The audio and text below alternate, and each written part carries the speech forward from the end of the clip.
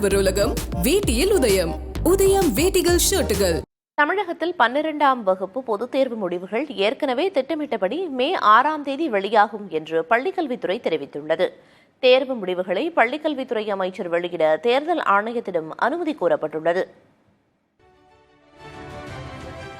தமிழகத்தில் +2 பொதுத் தேர்வு கடந்த மார்ச் மாதம் 1ஆம் தேதி தொடங்கி மார்ச் 22ஆம் தேதி வரை நடைபெற்றது. மாநிலம் முழுவதும் 7 லட்சத்திற்கும் மேற்பட்ட மாணவ மாணவிகள் +2 பொதுத் தேர்வில் பங்கேற்றனர்.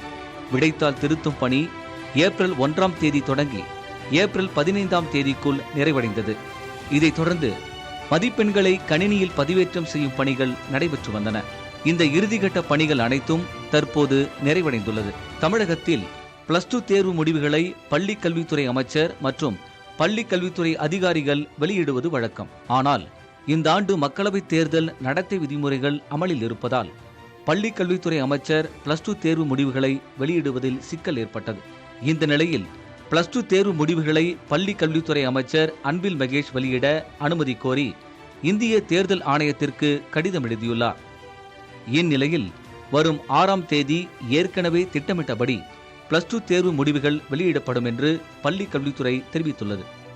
அரசு தேர்வுத்துறை இணையதளத்தில் மாணவர்கள் தங்கள் தேர்வு முடிவுகளை தெரிந்து கொள்ளலாம். தேர்வு முடிவுகளை மாணவர்கள் ஏற்கனவே அளித்த பெற்றோர்களின் செல்போனுக்கு அனுப்பி வைக்கவும் நடவடிக்கை எடுக்கப்பட்டுள்ளது. வழக்கம் போல மாணவர்கள் தேர்வு எழுதிய தங்கள் பள்ளிகளில் தேர்வு முடிவுகளை அறிந்து கொள்ளவும் ஏற்பாடு செய்யப்பட்டுள்ளது. புதிய தலைமுறைக்காக செய்தியாளர் சுரேஷ்குமார். ஆடவர் உலகம் வேட்டியில் உதயம். உதயம் வேட்டிகள் ஷர்ட்டுகள்.